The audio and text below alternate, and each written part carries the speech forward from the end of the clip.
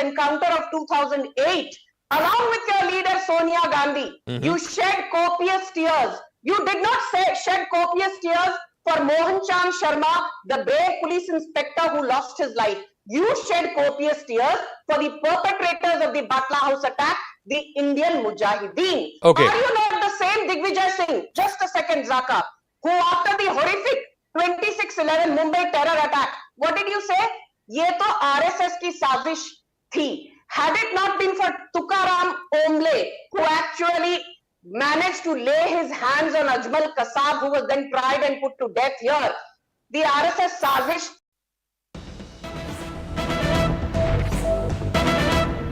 We're back on with news coming through that British MP Lord Popat has now written a letter to the BBC, and we have the contents of the letter. This has been written today itself, and this is addressed to Mr. Tim Davie, Director General BBC, and it's been written by Lord Popat. This is what he's written. The BBC plays an important role in educating UK population and are a trusted source of information around the world. Therefore, I was shocked by the documentary produced by the BBC implicating the Honourable Prime Minister of India and Gujarat riots of 2002, which aired on the 17th of January 2023. The documentary was heavily one-sided and failed to reflect the series of events that have unfolded since the riots. Prime Minister Narendra Modi was cleared of his involvement by the Indian judiciary and Parliament, which helped to lead his re-election as a trusted leader. The UK is a tolerant place and a place where religious freedom is seen as vitally important. As part of this, I condemn the stirring up of religious hatred in the UK by failing to accurately represent the situation in India. This false representation has old wounds by creating hatred between British Hindus and Muslims by attempting to paint India as an intolerant nation where Muslims are persecuted. If this had been the case, the Muslims would have left India by now. On contrary, the Muslim population of India is now more than Pakistan's, and many Muslims from Bangladesh are moving to India because of the progress it is making. Please consider stopping the screening of the second part to avoid exasperating already tense situation between British Hindus and Muslims in many parts of our cities, and allow the BBC time to check the facts and ensuring reporting is accurate. From meeting you previously, I know you're keen to ensure BBC continues to represent the best of Britain. So please do ensure this documentary doesn't put a stain on that record. So asking BBC to hold part 2, go back, rework, research, get the facts right, and not be economical with truth or just present a lopsided version. That's what Lord Popat has written to the BBC. We're moving on. Little time, but quickly bringing you that Air India will contest the pilot's suspension case. This is with respect to the Shankar Mishra case. There are two cases. One incident that happened in November, one incident that happened in early December. And in the Shankar Mishra case is where the suspension of the pilot, Air India is going to contest that. We try and go across to Ridhima for more on this. Very clearly what Air India is saying in this. Ridhima is through with us. Yes, Ridhima. So Air India is going to contest the suspension of the pilot, the action that's taken by the DGCA at a time when the DGCA has fined it 10 lakh rupees for failing to report the matter. Right. So, Anand, this is actually in case to the Shankar Mishra case, which happened on the 26th of November. And in this case, the DGCA has actually fined 30 lakh penalty. The 10 lakh penalty is the one that we see today, which was on the other episode, which happened on the 6th of December. But going back to this case, as you rightly pointed out, yes, now we're understanding in a big development. This is as part of the internal committee report that is now being filed by Air India. They're saying they're going to contest the 3-month suspension which was handed out by the DGCA. Remember, this is also in line from what we were hearing from the Cabin Crew Association yesterday. They had also criticized the move, asking for all the deroster members also to be brought back. So now this will be interesting to see how we see this panning out. As of now, we did know that one pilot had been given a 3-month suspension and a 30 lakh fine was levied on Air India. The reason that was levied was quickly, Anand, because DGCA felt that there was late reporting of the case to the Well, in this case, they are saying that the complaint against the pilot was denial of upgrade. So they are saying that they're going to help in an appeal. I've run out of time, Ridhima. Thank you very much. Zaka is ready with Viewpoint. Stay with us.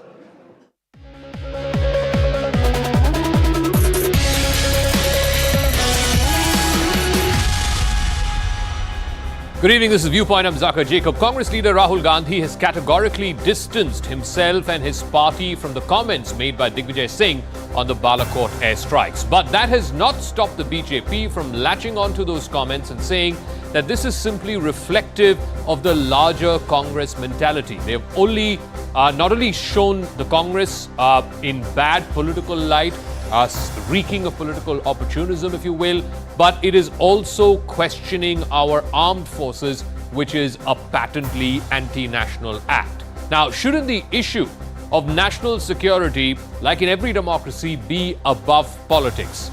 Rahul Gandhi has condemned Digvijaya Singh and distanced his party from Digvijaya Singh, but is that good enough? Why not go ahead and take action and set an example? But first, the story. केवल झूठ का बुलंदा से ये राज कर रहे हैं। Surgical strike की बात करते हैं कि हमने इतने लोग मार गिराए, लेकिन प्रमाण कुछ नहीं। I have got the greatest regard and respect for our defense forces. I'm sorry to have to say this about a senior leader. He said a ridiculous thing. जब राहुल गांधी ने कहा है, तो राहुल गांधी से कुछ सवाल पूछना है और देश को उनकी टिप्पणियों के बारे में दोबारा याद भी कराना है और उनसे पूछना है कि क्या आप इसको भी वापस लेंगे? All right, let me go across to our guests who are joining us. Anila Singh, BJP spokesperson. Rohan Gupta of the Congress will be joining us. Dr. Tara Karta is former director of the National Security Council Secretariat. Lieutenant General retired KJ Singh is former General Officer Commanding-in-Chief of the Western Command. Anila Singh, let me start with you first. What Rahul Gandhi said today, categorically distancing the Congress party and himself from the comments made by Digvijaya Singh. He said, and I quote, "The views of the party are generated from a conversation. Digvijaya Singh's views are outlying views. They are not views held by the party. We're absolutely crystal clear. The armed forces do a job and they do that job exceptionally well. They don't need to be providing proof." Are you belaboring the point about Digvijaya Singh now that Mr. Rahul Gandhi himself has come out and clarified that the Congress has nothing to do with what Mr. Digvijaya Singh said? My ram to everyone, and it is not the solo case of Mr. Digvijaya Singh. Congress party is a habitual offender to insult our Indian army. They have been doing so.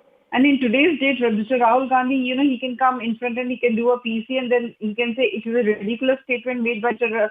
Digvijaya Singh. But who can forget that after a year lapsed of Balakot strike, he had questioned that who has gained the most after this strike. So he himself was questioning the Indian army. And in today's date, when his leader, his senior leader, who has accompanied him from Kanyakumari till Jammu and Kashmir, when he says this thing, he says it is a ridiculous statement. Okay. So why you didn't reacted when Mr. Sam Petroda questioned about the strike? When Mr. Shashi Tharoor questioned about the strike, Kapil Sibal did the same. At that time, you were mum. But in today's date, you are saying it is ridiculous. You yourself is party into it. So the thing is, Congress has time and again insulted our Indian army. Or I can say they want to insult our Prime Minister, Mr. Narendra Modi, but they do not know when they cross that thin line.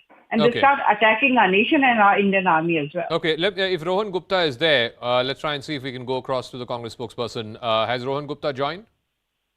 All right, we'll go across to Rohan in just 1 second. I want to ask Tara Karta, when the BJP says this is part of a pattern, you had former Defence Minister A.K. Antony saying that similar operations were held, surgical strikes were held in the past government as well, and these things should not be politicized. Congress leader P. Chidambaram saying that these strikes were routine and that the government was trying to manufacture a great victory. You had Sam Petroda saying, well, the government is saying that we went and did the strikes. Did we actually? Manishankar Iyer has questioned the strikes. So it's all part of a pattern is what the BJP is alleging. Even Mr. Rahul Gandhi himself had famously in 2016 said, हमारे जवान हैं जिन्होंने खून दिया है, जिन्होंने surgical strike किया है, उनके खून के पीछे आप, which is the BJP and the Prime Minister, छुपे हुए हो, खून की दलाली कर रहे हो. This is what Rahul Gandhi said in 2016. So is this part of a pattern? Does the BJP have a point when it says that the Congress is crossing that line between criticizing a government, criticizing a Prime Minister and criticizing the armed forces? I think it's extremely unfortunate that whichever side is taking up this issue in a political manner. It was something which I think we can be justly proud of, especially the airstrikes across into POK. That was, well, virtually a game changer. And I mean, how can any party for that matter? I mean, Digvijay Singh's comments were, I'm sorry, it was terrible. It is an extremely unfortunate comment that he made. And the countries, I mean, political parties should not take such things and make it into an issue. And this doesn't happen in other countries. Sorry, that doesn't. I mean, if it is an issue of national security, usually there's a bipartisan support for Correct. whatever the government undertakes. It is something that is support for the armed forces, and that support is critical. After all, there are a bunch of people putting their lives on the line. Yep. That includes, I mean, people like a lot of people, intelligence folks who went out and sought intelligence on the camps, who had precise ideas of what the location were. Hundreds and hundreds of man-hours of work has gone into this. And anyone who criticizes it, I'm sorry, that is really unfortunate if it becomes a political ping pong. Okay. Really So Rohan Gupta is now joining us. Rohan, two things. One, what the BJP is saying is that this is part of a pattern. It's not just Digvijay Singh. We've heard similar comments being made in the past by A.K. Antony, the former defense minister, the former home minister, Mr. P. Chidambaram, Manishankar Iyer, Sam Petroda. The list is almost unending. And of course, Rahul Gandhi himself in 2016 had said, Khoon ki dalali. So the BJP is saying, A, this is part of a pattern. This is not just restricted to one Digvijay Singh. Please respond to that. And two, yes, Mr. Gandhi has today come out and categorically distanced himself and the Congress party from Digvijay Singh. Why not put your money where your mouth is and take action against Digvijay Singh? Surely he's not beyond reproach. Surely Rahul Gandhi can send a signal to take action against Digvijay Singh, howsoever senior he may be. If he can say that it was a ridiculous comment and we totally distance ourselves from what Digvijay Singh said, go ahead and please take action. Set an example. See, Zaka, Rahul ji has already set an example in Indian politics where party like BJP, their MP Sadhvi Pragya speaks against Mahatma Gandhi. He praises Godse, and even now we have not heard anything from BJP whether it is official statement of BJP or any action is not been taken. So we are not following BJP, Zaka. We know what are our strengths. We know what is Congress party, and Rahul ji has categorically, clearly said that this is not our statement, and we absolutely don't agree with him. But Zaka, you tell me, in politics, where party like Congress, which has guts to say this for a senior leader, that we don't agree with that, can you give me single example of BJP, at least questioning their leaders when they have spoken against Mahatma Gandhi? They have praised Godse. They have done puja of Godse. You tell me, give me one example. You forget about condemning it. Have they ever come out and even openly said that that person shouldn't have said? So I think BJP has no moral right to question us. We have shown our moral that what is the difference between BJP and Congress. For us, when it comes to army, it is not about politics. So it is about the country. Let Anila Singh respond, and I'll come back to you, Rohan. Let Anila Singh respond. I think that's a fair point. You had the elected member of parliament from Bhopal, Sadhvi Pragya Singh, praising Godse. We had her talking about keep your weapons ready. Did anybody in the senior leadership of the BJP condemn that publicly, Anila Singh ji? Look at what Mr. Rohan Gupta ji is doing. He is comparing oranges with apples. The thing is, you cannot compare Sadhvi Pragya with our armed forces. Why? The things which our armed forces do for our nation, you cannot compare one member of parliament with our armed forces. Against Mahatma Gandhi, you cannot come on. I did not talk. One at a time. One at a time. Thank you. I did not talk over you. Yeah, thank you. Yeah. And the thing is, Prime Minister himself, and as our party's senior most leadership, he had condemned her statement. And one thing, let me tell you very clearly: if you say, आप साध्वी प्रज्ञा के साथ कोई action लेते हो नहीं लेते हो, okay, any political party can give ticket to any person. It is the public who votes for that person. That person can be voted in or that person can be voted out. But here we are talking about our armed forces.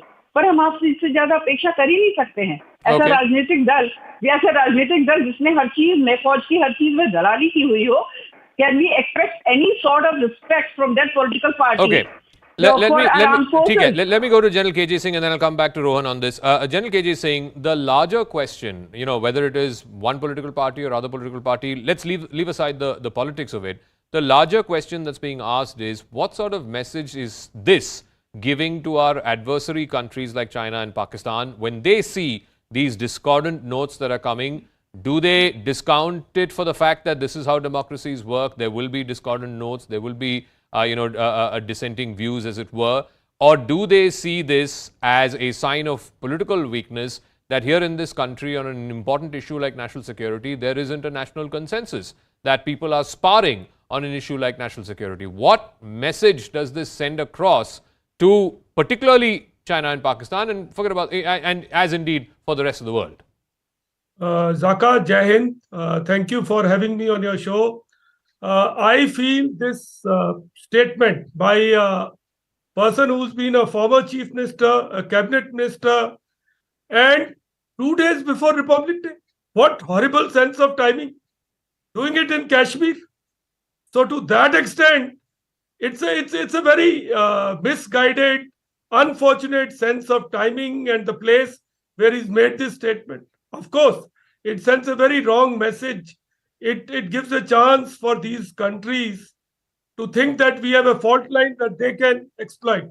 And Zaka, through your channel, I want to say, like what Tara was very correctly pointing out, Balakot is not about counting how many people died or how many barracks were destroyed. It's about sending a message. Message that we will target you beyond POK, target you in Khyber Pakhtunkhwa if there is a terror hub. So it was a great messaging. I appreciate, and I just it's a game changer in many ways. And secondly, also we have discovered space below nuclear threshold. We have called up Pakistan's nuclear bluff. Yeah. So parties must look at bigger issues and not get stuck with these small things like proof of how many people were killed, how many barracks were destroyed, and see the effect of this strike. After that, we've not had any major incident in our hinterland. Correct. So, all in all, in terms of targeting, in terms of effect, it was a great act, and a lot of credit to the government. Fair enough. I think that point about, sub-nuclear threshold action, I think the surgical strikes for the very first time demonstrated that you can have sub-nuclear military options. And I think that was a very, very important thing. But be that as it may, that's a tactical thing. I want to come back to the politics. And Rohan, please answer. Yesterday, when Mr. Digvijaya Singh made these comments, it was Parakram Divas. The whole country was remembering Subhash Chandra Bose, the great soldier. The Prime Minister at that same time was dedicating 21 islands to Paramveer Chakra awardees. Out of those 21, many of them have died. They've given the ultimate sacrifice for the nation. On that day, for Digvijaya Singh to say surgical strike ki proof nahi hai, isn't it politically also counterproductive? I mean, you've had 3 months of this yatra. Many are saying that Mr. Gandhi's image itself has changed during this yatra. At the last 1 week of this yatra, now this has taken over everything else. This is the biggest talking point. So Zaka, first of all, when Rahul Gandhi ji himself has said that nobody has any right to ask questions to our army, I think it ends the matter there, and there is nothing beyond that.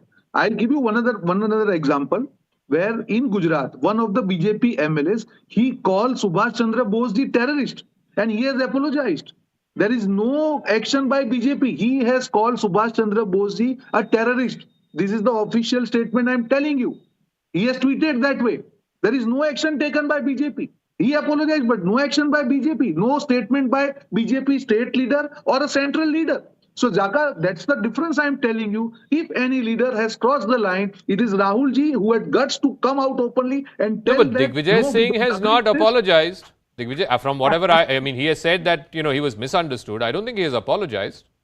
No, I'm not saying about him. I'm talking about No, I'm saying, if the yardstick is that somebody said in Gujarat said something, he apologized, but Digvijay Singh has not even apologized. I am here to represent my party stand. Yes. What I'm trying to tell, as a party, when we have taken a clear-cut stand, why BJP is not coming openly to counter Sadhvi Pragya statement? Why they are not coming out openly and question the MLA statement? Why BJP is not doing The other thing, Rohan, the other thing is, over the last 20 years, certainly, from the Kargil war, there was a bipartisan consensus amongst our political parties, particularly the BJP and Congress, when it comes to national security issues. When the Kargil war happened, Prime Minister Vajpayee called on all opposition leaders, and I think the first person who extended support from the opposition was Sonia Gandhi. Similarly, when the 26/11 attacks had happened, the opposition was taken into confidence, and the BJP leadership at that time extended its support to an important issue like national security.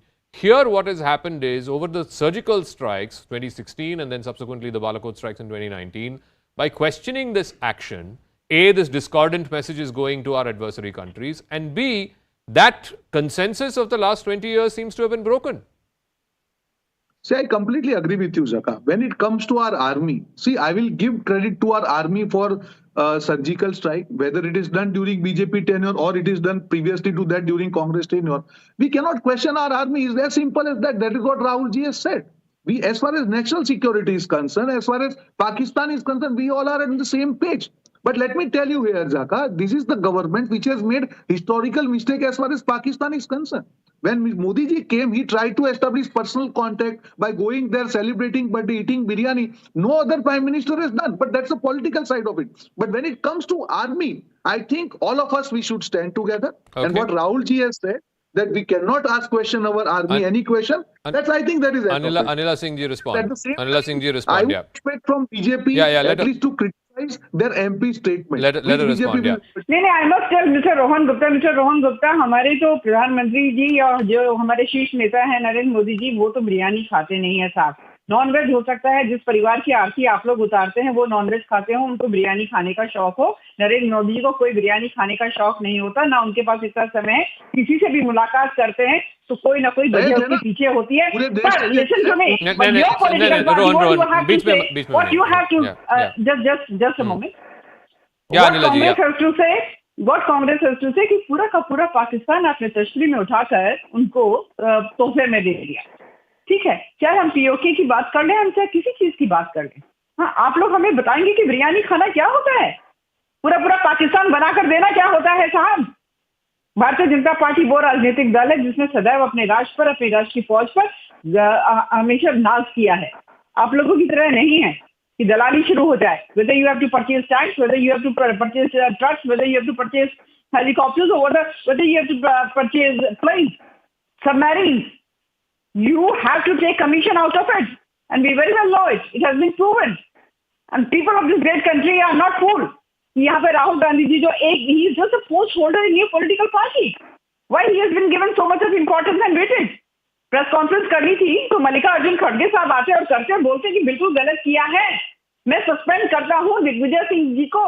नहीं अनिला जी, वो तो उनके party के अंदरूनी मामला है, कौन आए कौन ना आए उनको तय करने दीजिए ना. राहुल गांधी आए, खड़गे जी आए, वो तो let them decide.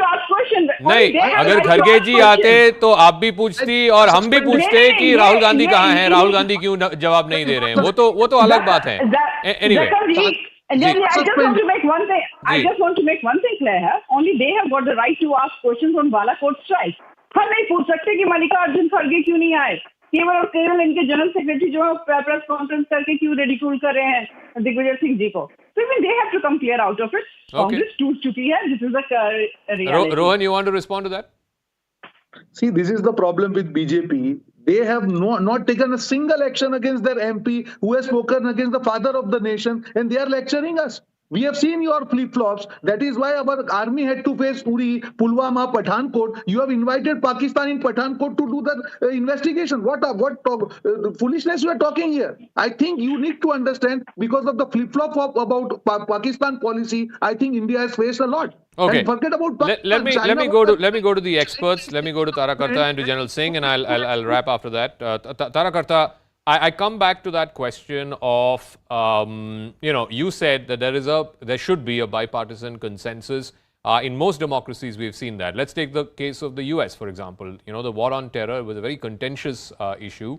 And yet, you had a Republican president who started it, a Democrat president who followed up on that. Then there was again a Republican president. And finally, the current Democrat president carried on with the war on terror for 2 years and finally concluded it. So over 4 administrations, different parties, you had a consensus in the US about the importance of this war on terror, right? Whereas here in India, and particularly all the more so in the last few years, because that consensus was there for 20 years, definitely it was there from Kargil all the way to 26/11. But somehow with the surgical strikes, both in 16 as well as in 19, the opposition has been questioning the narrative, either on the political side or, of course, like Rohan says, we don't question the army, but we're questioning the quote-unquote spin. What needs to be done to get back that consensus? Like we are seeing in the US on national security, there is a bipartisan consensus.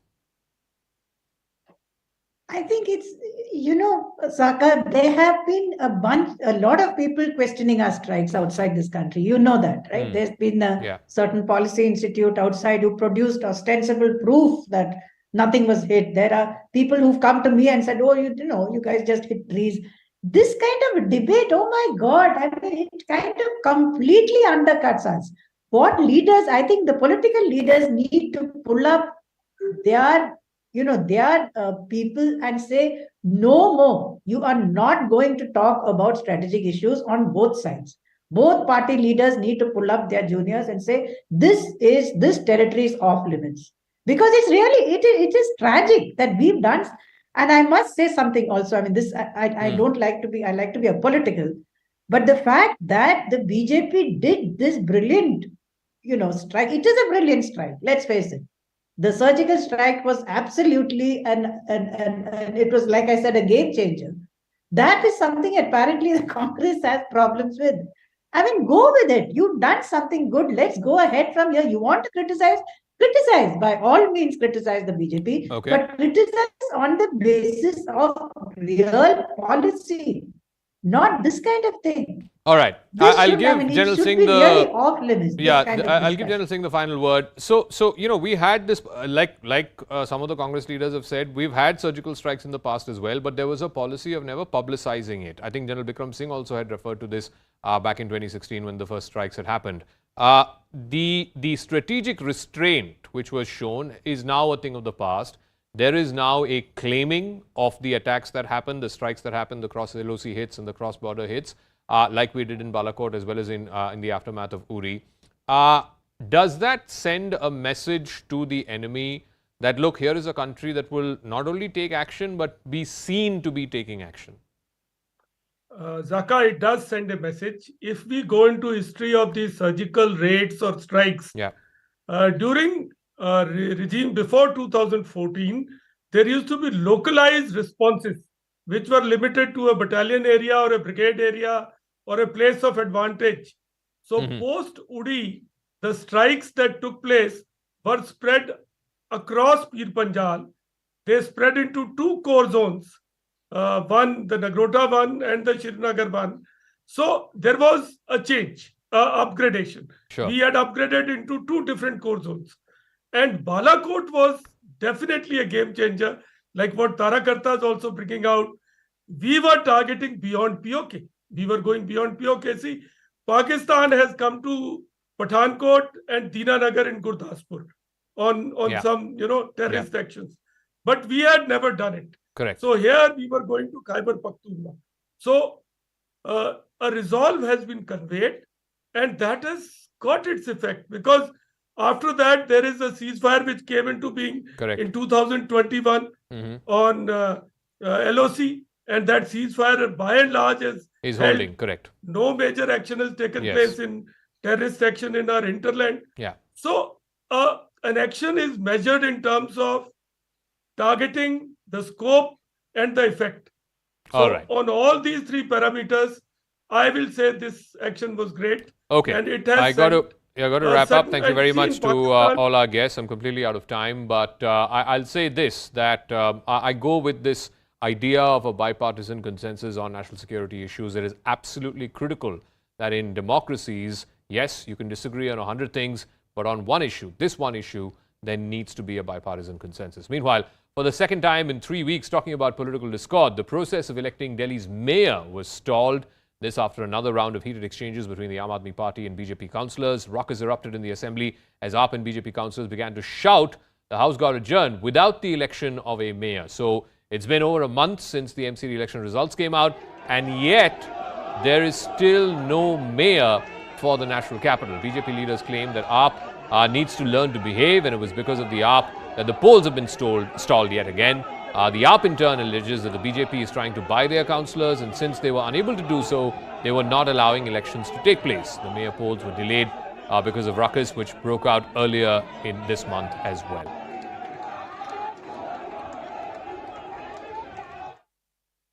आम आदमी party के एक भी पार्षद ने आवाज नहीं उठाई।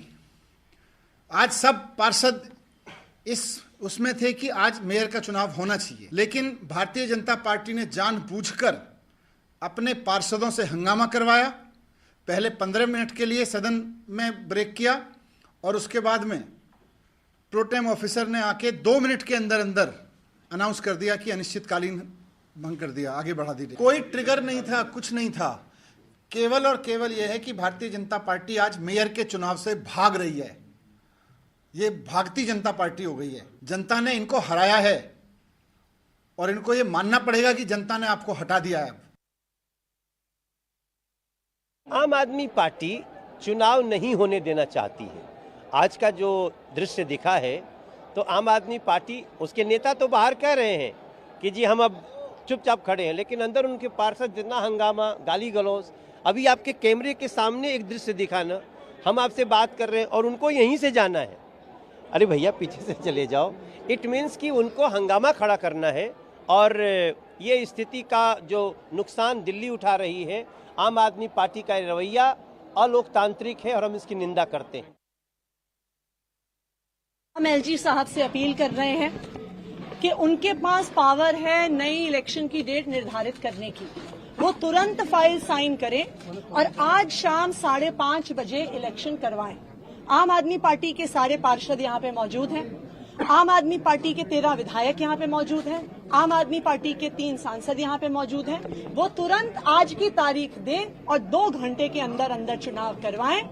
दिल्ली की जनता को एमसीडी की सरकार चाहिए। भारतीय जनता पार्टी चुनाव हार गई है, इसका मतलब मेयर का चुनाव नहीं करवाएगी क्या? बताइए क्या कुछ हुआ, आज क्यों सस्पेंड कर दिया गया ये? देखो, उन्होंने वहाँ पे गुंडागर्दी मचा रखी है। उन्होंने वहाँ पे इतना शोर मचा दिया कि जो कार्यक्रम, जो प्रक्रिया चल रही थी उसको पूरा डिस्टर्ब कर दिया। जो प्रेसिडेंटिंग ऑफिसर था, उन्होंने बार बार कहा कि भाई आप शांति के साथ बैठो, जो प्रक्रिया उसको पूरे होने दो, लेकिन वो मान ही नहीं रहे थे। उन्होंने एकदम से बिल्कुल वहाँ पे हाउस का दर उठा, बहुत गंदा मचा दिया। हम चाहते थे मेयर बने, चुनाव हो, लेकिन जो प्रक्रिया है वो तो उसे अपनानी पड़ेगी ना। वो हाउस से कैसे बाहर कर देंगे? वो भी उस एलजी द्वारा नियुक्त है, वो एल्डरमैन है, उनको कैसे हाउस से बाहर कर देंगे? वो हाउस का सदन का सदस्य है, ऐसे नहीं बाहर कर सकते।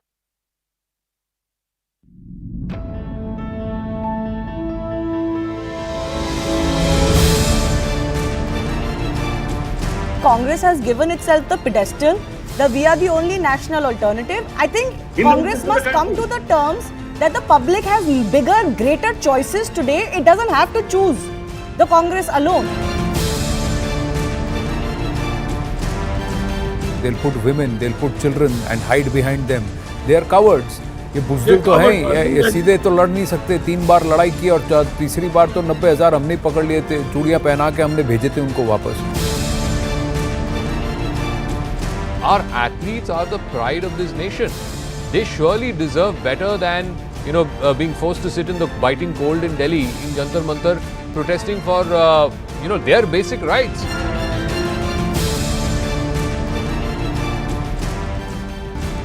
No action against Shivaji, no action against RS Bharti, and there's no FIR. How can you get away by abusing, threatening governor?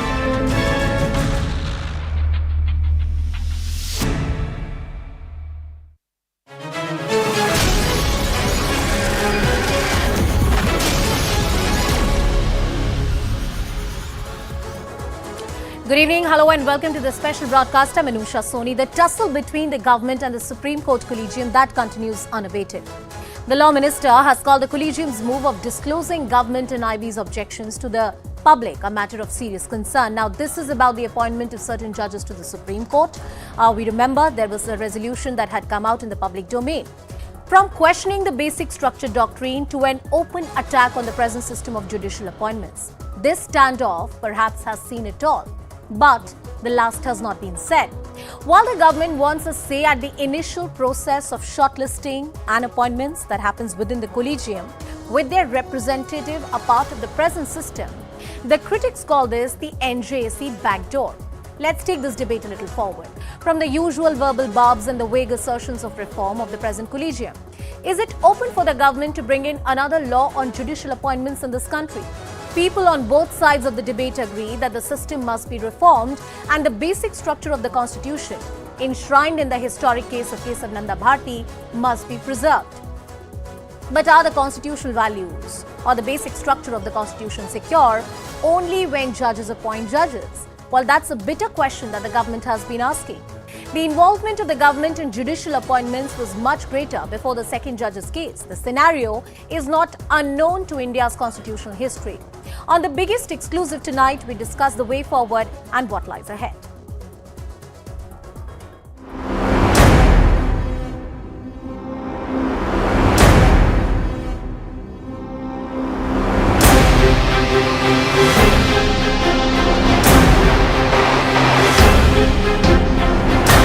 जो रो का इंफॉर्मेशन, रो का इनपुट्स और आईबी का इनपुट्स को पब्लिक डोमेन में डालने का सवाल है, ये गंभीर विषय है।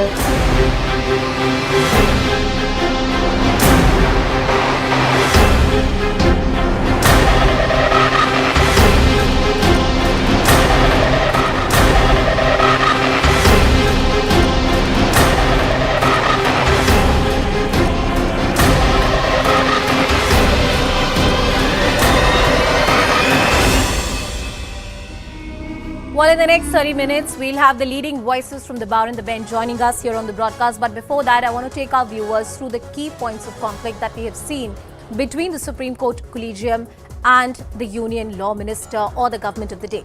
Let's have a look at the key standoffs that we witnessed. Law Minister to CNN News 18, NJC was a better option. He once again reignited that debate and said the manner in which the SC struck down NJC was not correct. Justice Kaul on the bench, one of the judges at the Supreme Court, expresses displeasure over Rijuju's remarks. He made an oral observation.